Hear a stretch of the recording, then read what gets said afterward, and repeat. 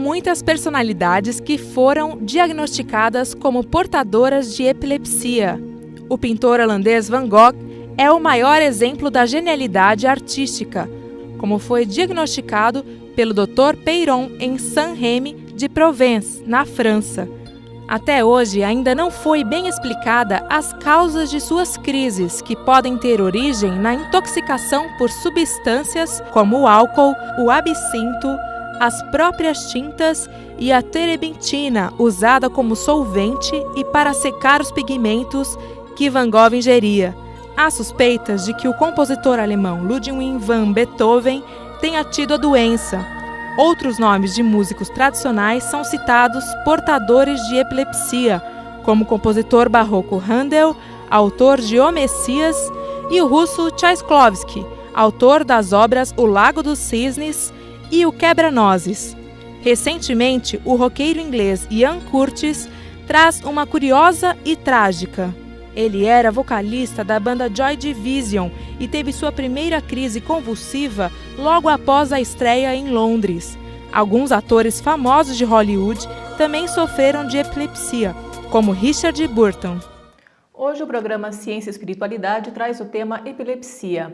E conversar um pouquinho mais conosco sobre esse tema, estamos aqui com o Dr. Sebastião Alvernaz, que é médico neurologista.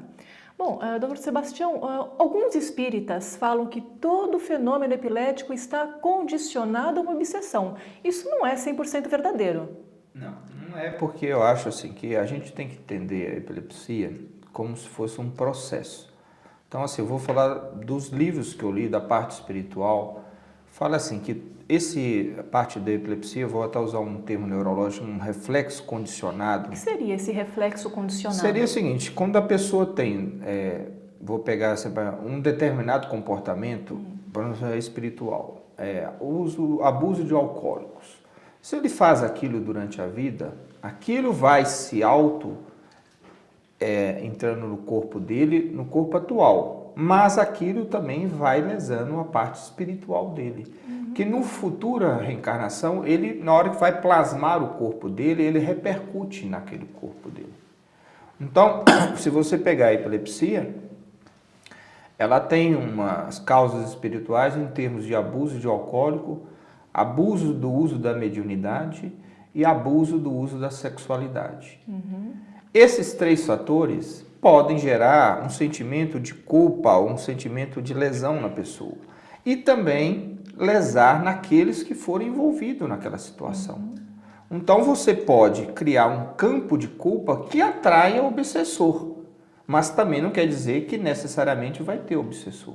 Vai sempre depender do grau de acometimento de lesão a si próprio e aos envolvidos naquela situação. Certo, isso tudo são reflexos de vida passada repercutindo no corpo físico de hoje. De hoje, do ponto de vista espiritual. Certo. Então pode ter obsessor ou não, depende do grau de envolvimento.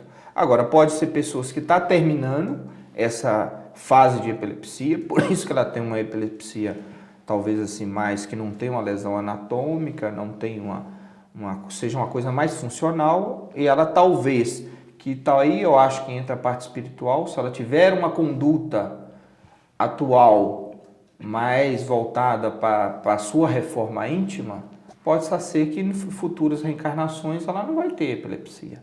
Ela já se veja ali. Ela resgata aquilo. Agora, tem pessoas que o grau de lesão foi tão grande, né? Vamos supor, uso de alcoólico, uso de drogas, sexualidade, mediunidade envolvida, que ele lesa muito seu nível espiritual, isso repercute no corpo físico, já com lesões físicas, que até também, pelo grau de culpa, atrai o obsessor, e seja uma epilepsia de mais difícil controle. Certo. E no caso, a gente não pode então afirmar também 100% que todo epilético tem uma mediunidade aflorada, exacerbada até? Não. Eu acho que não. Ela pode coexistir, mas pode também não ter nada a ver uma epilepsia com mediunidade. Porque todos nós somos médiuns, pela própria definição de Allan Kardec. Agora, atribuir a epilepsia que for uma mediunidade que você lesou no passado, eu acho que eu coloquei isso como causa. mas não significa que a pessoa tem uma mediunidade aflorada agora e que precisa desenvolver, que eu acho que é uma palavra até meio que o meio espírita que coloca muito mais como educar. Porque quando uma mediunidade ela é aflorada, a pessoa pode, independer da religião, ela vai procurar a sua educação, porque aquilo aflora de uma maneira que aflige ela. E tem hora que até a medicina não consegue abordar aquela pessoa, né? Porque é uma pessoa que está consciente, ela é coerente nos atos dela, mas aqueles fatos mediúnicos infringem ela, que ela tem que buscar ajuda. Certo. E é isso você vê nos médiuns que são mais ostensivos, que precisam de ajuda. Vamos pegar no nosso meio, por exemplo, o Chico Xavier, o Divaldo, outros médicos, eles foram buscar ajuda porque a situação exigiu. E não significa que eles têm epilepsia. E também, vice-versa, uma epilepsia não quer dizer que ele tem uma mediunidade aflorada. Então, são duas coisas independentes. Em determinada pessoa pode coexistir? Pode, mas não é o comum. Certo. Existe algum trabalho científico, né, relacionando a epilepsia com mediunidade ou ainda não? Não. Que eu li, não. Certo.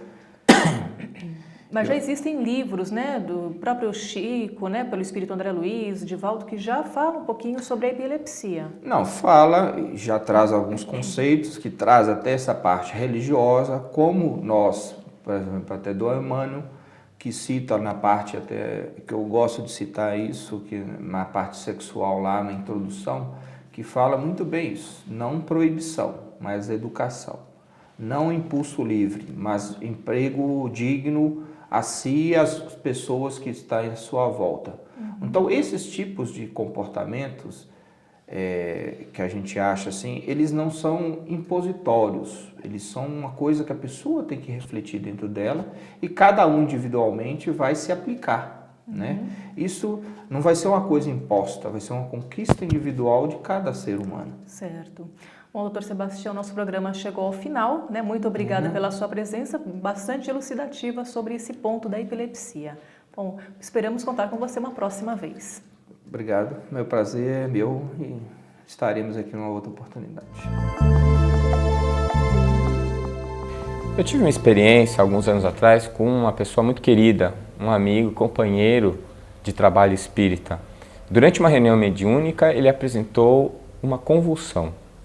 Imediatamente, os companheiros se levantaram para assisti-lo e demos um passe e ele teve uma melhora significativa do quadro convulsivo.